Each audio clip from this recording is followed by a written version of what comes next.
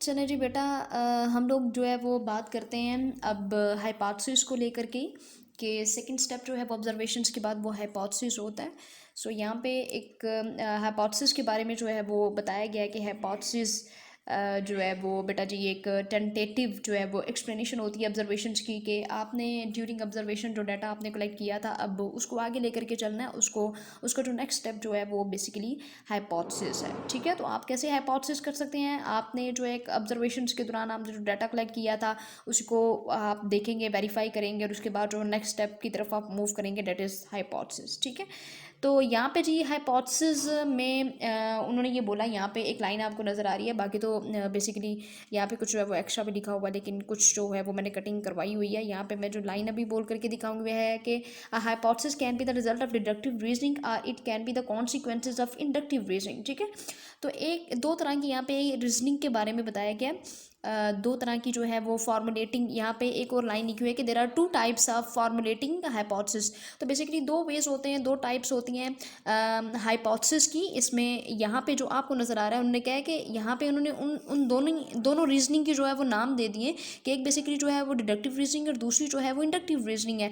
जब हम basically deductive reasoning की बात करते हैं तो deductive reasoning move from the general to the specific, तो वो जनरल से स्पेसिफिक की तरफ आती है। ठीक है, यहाँ पे एमसीक्यूज के अंदर जो है ये डिफरेंस पूछा जाता है, तो इसको ध्यान से सुने जो मैं आपसे भी बात कर रही हूँ कि deductive reasoning moves from the general to the specific. ये जनरल से हमेशा स्पेसिफिक की तरफ मूव करती है।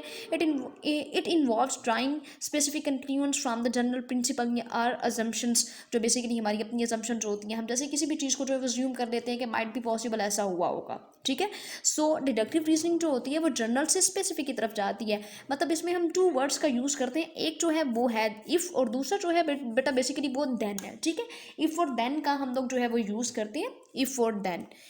तो यहाँ पे जो है फॉर एग्जांपल में अब आप ये देखें कि हम कैसे जो है इफ़ और देन का हम यूज़ करते हैं कि if we accept that all birds have wings, अगर हम ये चीज़ जो है वो एक्सेप्ट करने के तमाम बर्ड्स के जो है वो विंग्स होते हैं, and that sparrows are birds, और जो स्पैरोज हैं वो भी बर्ड्स हैं, then we conclude that sparrows have wings. तो फिर हमें ये चीज़ भी कंक्लूड करनी चाहिए कि जो स्पैरोज होती हैं उनके विंग्स होते हैं। ठीक है, अब यहाँ पे आप देखें कि दो वर्ड्स का हम लोगों ने कैसे यूज़ किया। मैंने ऊपर आपको बताया था कि डिडक्टिव रीजनिंग जो है वो इफ़ और देन जो है इन दोनों चीज़ों के ऊपर जो है वो बेस्ड होगी। मतलब जब हम डिडक्टिव लॉजिक की या डिडक्टिव रीजनिंग की बात करेंगे तो हमने जिस एग्जांपल को लेकर के या जिस जो हमारे माइंड के अंदर एग्जांपल आती है उसको लेकर के जो हम बात करेंगे, तो बेसिकली हम इन दो वर्ड्स का यूज़ करेंगे कोई भी हाइपोथेसिस का जो टेस्टेबल एक फ्रेम जो होता है उसको बनाने के लिए। फॉर एग्जांपल मैंने ये कहा कि if we accept at all birds, हम सब ये एक्सेप्ट इस चीज़ को करते हैं। ठीक है, तो उसी एग्जाम्पल को लेकर के मैं बात कर रही हूँ कि हम ये एक्सेप्ट करते हैं कि तमाम बर्ड्स जो हैं उनके जो है वो तमाम जो बर्ड्स हैं उनके विंग्स होते हैं। सो अगर हम स्पैरोज की बात करते हैं तो स्पैरोज यू नो कि वो बर्ड्स हैं, और we conclude that sparrows have wings. ठीक है, तो हम जो है वो दो वर्ड्स का कैसे यूज़ कर रहे हैं, इसके अंदर इफ़ और देन लॉजिक हम कैसे यूज़ कर रहे हैं। सो यहाँ पे जो है बेटा जी एक और एग्जाम्पल उन्होंने आपको दिया कि if all green plants require sunlight for photosynthesis, अगर हम ये कहते हैं कि तमाम ग्रीन प्लांट्स को जो है वो फोटोसिंथेसिस के लिए जो है वो लाइट की ज़रूरत होती है, तो then any green plant when placed in dark would not synthesise glucose, the end product of photosynthesis. ठीक है, तो बेटा जी यहाँ पे भी जो है उन्होंने इफ और देन का जो है वो यूज़ किया है, बट जो ऊपर वाली एग्जाम्पल है वो बहुत ईजी एग्जाम्पल है जो कि बर्ड्स वाली एग्जाम्पल है, क्योंकि जब हम इंडक्टिव रीजनिंग की बात करेंगे तो आप एक ही एग्जाम्पल को पकड़ें और उसको ही जो है वो इंडक्टिव रीजनिंग की तरफ आप लेकर के चलें। So the other way of reasoning used in the formation of hypothesis is inductive reasoning, which is reasoning from the specific to the general, कि ये स्पेसिफिक से जनरल की तरफ जो है वो कैसे मूव करती है। अब ऊपर देखें डिफरेंस है जी कि ये जनरल से स्पेसिफिक की तरफ चलेगी। सही है कि ये जनरल से स्पेसिफिक की तरफ चलेगी। हमने इंडक्टिव रीजनिंग में भी हमने उसी बर्ड्स की एग्जांपल को लेकर के चलना है, लेकिन इसके अंदर डिफरेंस कैसे आएगा। एक आपने बेसिकली डिफरेंस इसका ये याद रखना है, ये शॉर्ट क्वेश्चन के अंदर बच्चों से पूछा जाता है कि जनरल से स्पेसिफिक की तरफ ही होता है जो कि डिडक्टिव रीजनिंग होती है, लेकिन जो इंडक्टिव रीजनिंग होती है उसका अपोजिट है, उसका उल्टा हो जाता है, वो स्पेसिफिक से जनरल की तरफ मूव करती है। ठीक है बेटा जी, तो it begins with the specific observations and leads to the formation of general principle. For instance, if we know that sparrows have wings, उसी चीज़ के ऊपर हमारी डिस्कशन हो जाती है जी अभी कि हाँ, अगर हम ये जानते हैं कि स्पैरोज ऊपर क्या था कि तमाम बर्ड्स जो हैं वो तमाम बर्ड्स जो हैं, अगर हम ये एक्सेप्ट करते हैं कि तमाम बर्ड्स के जो है वो विंग्स होते हैं और स्पैरोज भी जो है वो बर्ड्स हैं, ठीक है।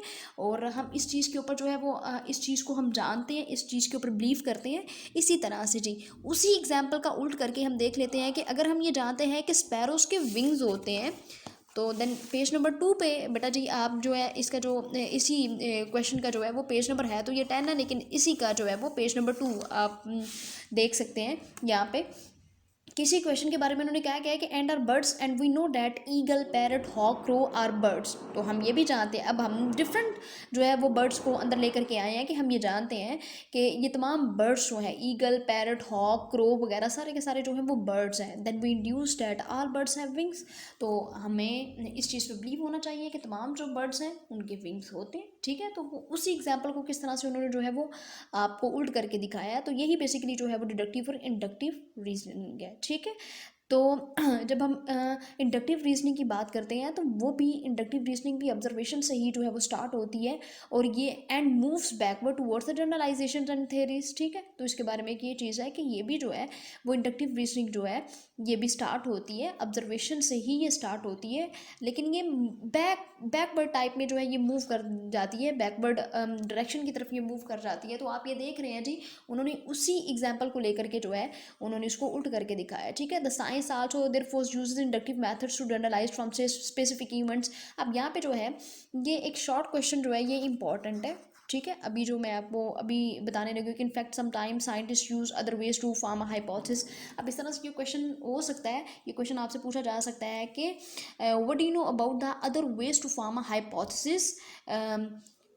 ऐसा कौन सा जो है वो वे जो कि साइंटिस्ट जो है वो हाइपोथेसिस को ड्रा करने के लिए या कंक्लूड करने के लिए जो है वो दूसरे जो वेज है इस्तेमाल करते हैं, तो वो कौन से वेज हैं। सो विच में इंक्लूड इंट्यूशन और इमेजिनेशन। सबसे पहला जो स्टेप होता है वो बेसिकली होता ही जो है वो इमेजिनेशन का है कि साइंटिस्ट जो है वो इमेजिनेशन कैसे करते हैं। देन सेकेंड वाला जो है वो है इस्थेटिक प्रेफरेंस के हुसन के मुताबिक, जमालियाती हुसन के मुताबिक जो है ये काम किया जाता है कि हम अगर बर्ड्स के को लेकर के बात कर रहे हैं, जिस तरह से अभी ऊपर विंग्स की जो थी वो बात हो रही थी, मतलब अगर हम किसी इंसेक्ट्स की स्पीशीज़ को लेकर के बात करते हैं, किसी बर्ड्स की स्पीशीज़ को लेकर के बात करते हैं, तो हम बेसिकली उसके एस्थेटिक जो प्रेफरेंस होंगी उसको भी हम देखेंगे, ठीक है। तो हम उसके करैक्टर्स देखते हैं कि उसके अंदर ये चीज़ें हैं, ये प्रेजेंट होती हैं, उसके क्या क्या करैक्टर्स होते हैं, तो हम बेसिकली जो है सेकंड स्टेप में उसके एस्थेटिक प्रेफरेंस की भी बात करेंगे।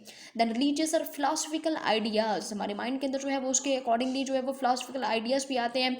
और यहाँ जब हमने बैकवर्ड उसका जो है वो बैकग्राउंड का नॉलेज हम लोगों ने उस इवेंट के बारे में हमने देखना होता है, तो हमने जो है उसके फिलोसफिकल आइडियाज़ के बारे में भी हमने देखना होता है, ठीक है। तो comparison and analogy with other processes, then discovery of one thing by looking for some other thing, ठीक है। तो उसके साथ ही डिस्कवरी करते हुए फिर जो है मतलब अगर तो हम उस चीज़ के अंदर कामयाब हो जाते हैं तो फिर उसके साथ ही कोई मिलती जुलती जो होती है उस चीज़ को लेकर के जो है वो हमारे माइंड के अंदर होता है कि हम किसी और चीज़ को भी लेकर के जो है वो साथ काम करना स्टार्ट कर दें, तो हम उसी चीज़ को जो है वो सेकंड डायरेक्शन के अंदर जो है वो मूव कर देते हैं, ठीक है। तो ये जो है शॉर्ट क्वेश्चन बहुत इंपॉर्टेंट है कि आपने अदर वेज जो है वो हाइपोथेसिस को ड्रा करने के बताने हैं। तो इसमें जो है ये आपको नज़र आ रहे हैं 3-4 जो है वो आपको पॉइंट्स नज़र आ रहे हैं, इसको शॉर्ट क्वेश्चन के अंदर लिख दीजिएगा, ठीक है जी। अच्छा जी, अब हम बात करते हैं कि यहाँ पे आप अब देख रहे हैं जी any hypothesis that is tested. अब यहाँ पे ठीक है, यहाँ पे आप देखें कि any hypothesis that is tested again and again without ever been falsified is considered well supported and is generally accepted. कि वो ये कह रहे हैं कि अगर हाइपोथेसिस जो है वो ड्रा की गई है, उस हाइपोथेसिस को बार बार जो है वो टेस्ट करके देखा गया है, उस हाइपोथेसिस के अंदर जो है वो कोई भी गलती का इम्कान नहीं निकला, कोई भी जो है वो गलती के चांसेस नहीं रहे, और उस हाइपोथेसिस को बेटा जी जो कि है बार बार टेस्ट करने के बाद भी जो है वो हाइपोथेसिस आपकी गलत जो है वो तस्वर नहीं हो रही, तो उसको अगर जो है जब आप चेक करवाते हैं तो उसको लोग जो है वो सपोर्ट भी कर रहे होते हैं। फॉर एग्जांपल जब आप किसी सुपरवाइज़र के अंडर काम करते हो, तो अगर सुपरवाइज़र उसको जो है वो सपोर्ट कर रहा होता है, या जो आपके कोलीग्स मिल करके जो है, बेसिकली साइंटिस्ट भी इस तरह से अकेले तो काम नहीं करते, वो अपने कोलीग्स के साथ मिल करके काम करते हैं, तो अगर वो उसकी हाइपोथेसिस जो है वो बिल्कुल जो है वो सपोर्टेड वे के अंदर होती है और उसको एक्सेप्ट किया जाता है, तो वो हाइपोथेसिस आपकी कभी भी जो है है वो उसके अंदर जो है फाल्सिफिकेशन वाला प्रोसेस जो है वो नहीं होता और उसको जो है वो नेक्स्ट स्टेप की तरफ जो है वो मूव किया जाता है। सो नेक्स्ट स्टेप की तरफ मूव करने के लिए ये ज़रूरी है कि उसमें गलती का कोई भी इम्कान ना हो। This hypothesis supported by the result of many tests which is then called a theory. ठीक है, तो अब ऐसी हाइपोथेसिस जिसमें कोई भी गलती का इम्कान नहीं था हुआ, पहला स्टेप किया जी ऑब्जर्वेशंस की दो टाइप्स थी, एक क्वांटिटेटिव थी, क्वालिटेटिव थी, हम उस स्टेप से भी निकले। ठीक है, फिर हम आगे जी हाइपोथेसिस के बाद हम लोगों ने डिडक्टिव और इंडक्टिव रीजनिंग हमने की थी। अच्छा जी, उस स्टेप से भी हम निकल आए। अब उसके बाद जो थी हम आगे थ्योरी की तरफ। अब बेटा जी आप इस पॉइंट को समझें कि उन्होंने क्या है कि हाइपोथेसिस की तरफ हम तभी मूव करेंगे जब हमारा डाटा बिल्कुल जो है वो एक्यूरेट होगा, उसमें बिल्कुल भी जो है वो गलती के चांसेस, गलती के इम्कानात जो है वो नहीं होंगे, तभी जो है वो हम लोग मूव कर सकते हैं थ्योरी की तरफ। ठीक है, अब जी थ्योरी किस चीज़ को हम कहते हैं? Good theory is predictive and has explanatory power. सही है, तो जो गुड थ्योरी होती है वो प्रिडिक्टिव थ्योरी होती है और उसके अंदर जो है वो एक्सप्लेनेटरी पावर होती है, वजाहत करने की ताकत उसके अंदर होती है। सही है, तो one of the most important features of a good theory is that it may suggest new and different hypothesis. ठीक है, a theory of this kind is called productive. हमेशा ऐसी चीज़ जो कि हाइपोथेसिस से निकल करके थ्योरी की तरफ अब आ रही है, तो आपके हाइपोथेसिस के अंदर ही जो है वो इतनी पावर, इतनी स्ट्रेंथ होनी चाहिए, उस नॉलेज के अंदर, उस डाटा के अंदर इतनी स्ट्रेंथ और इतना नॉलेज होना चाहिए कि उसको कोई भी जो है वो रिजेक्ट ना कर सके। और हाइपोथेसिस की जब, ये थ्योरी की जब हम बात करते हैं, तो थ्योरी हमेशा जो होती है वो प्रिडिक्टिव होती है। ठीक है, तो उसके अंदर जो है वो एक्सप्लेनेटरी पावर भी होती है कि अगर आपसे उस चीज़ का लॉजिक मांगा जाता है कि how can you discover it और how can you work on this problem और ऑन दिस इशू, तो आपके पास जो है वो एक्सप्लेनेटरी पावर होनी चाहिए कि जी मैंने ये काम ऐसे किया, इसके पीछे ये वजूहत थी, इस वजह से मैंने किया, ये काम ऐसे नहीं ऐसे होता है, इसके करैक्टर्स ये हैं। सो उसमें जो है बेटा जी फिर वो डिफरेंट स्टेप्स होते हैं कि एब्स्ट्रैक्ट हमने लिखना होता है, फिर हम लोगों ने जो है वो उसके एक्सप्लेनेशन देनी होती है, हमने उसके रिजल्ट्स लिखने होते हैं, हमने उसके अंदर कंक्लूजन्स लिखनी होते हैं। तो प्रॉपर्टी एक हम एक आर्टिकल कैसे तैयार करके किसी के सामने रख देते हैं जी ये हमने काम ऐसे किया है, बट जब आपसे पूछा जाता है तो आपके पास एक्सप्लेनेटरी पावर होनी चाहिए। सही है, तो बातों की होप्स हो कि आपको समझ आ रही होगी कि मैं आपसे क्या कहना चाह रही हूँ। सो यहाँ पे जो है अब हम जो है वो थ्योरी से निकल करके आगे आ जाते हैं कि एक साइंटिफिक लॉ कैसे बन जाता है।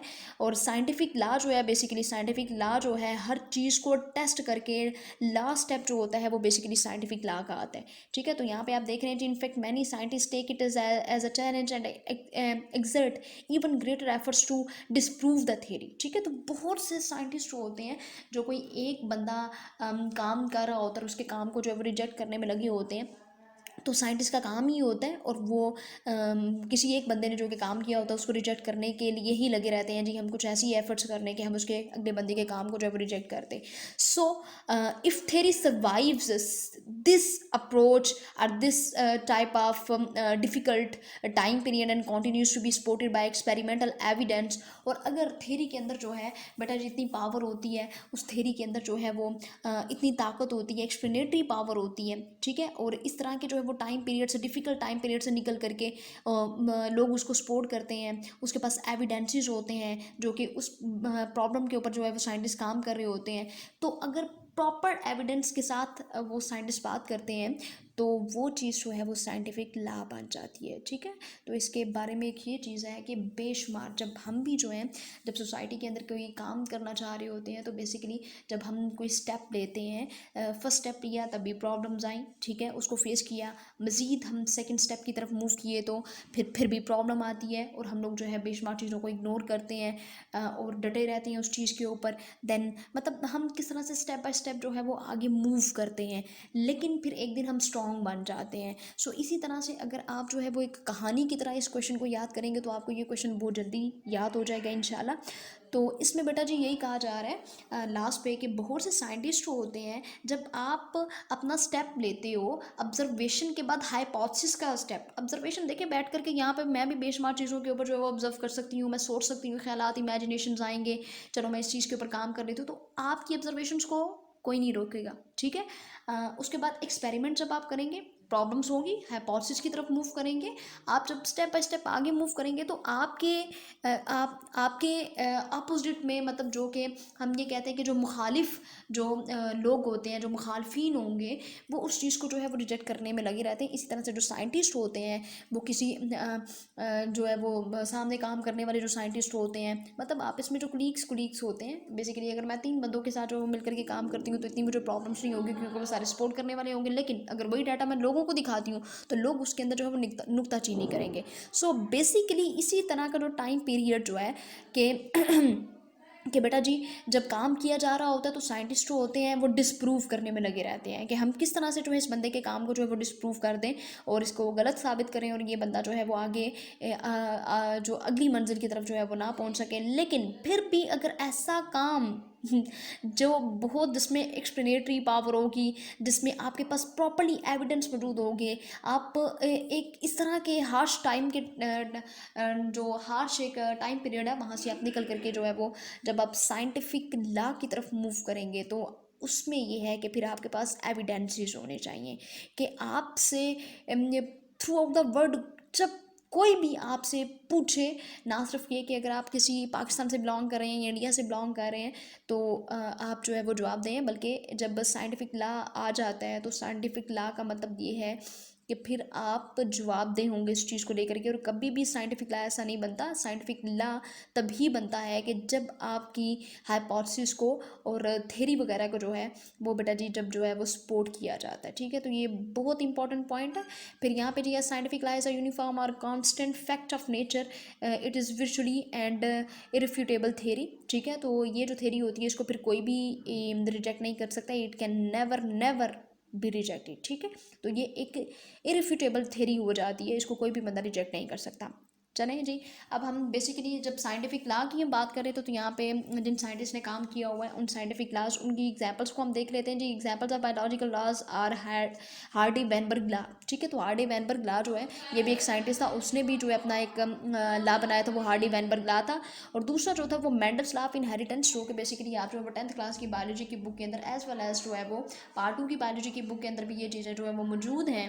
सही है, तो जो कि लॉ ऑफ इंडिपेंडेंट और सॉर्ट, मतलब लॉ ऑफ सेग्रीगेशन जो था, ये मेंडल्स लॉ ऑफ इनहेरिटेंस जो है, जिसमें जो है उसने काम किया हुआ जी राउंड और रिंकल्ड, उसने जो है वो पी के जो पीस जो थे उनका उसने क्रॉस करके दिखाया था। फिर एज वेल एज उसके जो क्रॉसेज हैं वो रोज़ से रेलिवेंट भी है, उसने गुलाब के पौधों के ऊपर भी, उसके फूलों के ऊपर उसने काम किया हुआ है। सही है बेटा जी, तो इसी तरह से ये साइंटिस्ट ने बहुत जो है वो टफ टाइम पीरियड से वो गुजरे, उन्होंने एक्सपेरिमेंट्स किए, ऑब्जर्वेशन जो ये एक्सपेरिमेंट्स किए, हाइपोथेसिस बनाई, थ्योरी बनाई, और बहुत मुश्किल से जो है वो जब उनका साइंटिफिक लॉ बना था, प्रॉपरली उन्होंने काम किया, गार्डन्स के अंदर उन्होंने जाकर के ऑब्जर्वेशंस की थी, फिर उसमें जो थे वो सक्सेसफुल हो गए थे। ठीक है, तो उनके जो वो लॉज बेसिकली जो मान गए थे वो हार्डे वैनबर्ग लॉ, और ये बेसिकली जो मैं बात अभी कर रही थी वो मेंडल्स लॉ ऑफ इनहेरिटेंस था, कि वो पी के ऊपर जो था वो काम कर रहा था। तो इस तरह से जो है बेटा आप देख रहे हैं कि उनके जो ये लाज है अभी तक जो है, उनका जो नाम है बेसिकली उनके लाज समेत, और उनका जो नाम है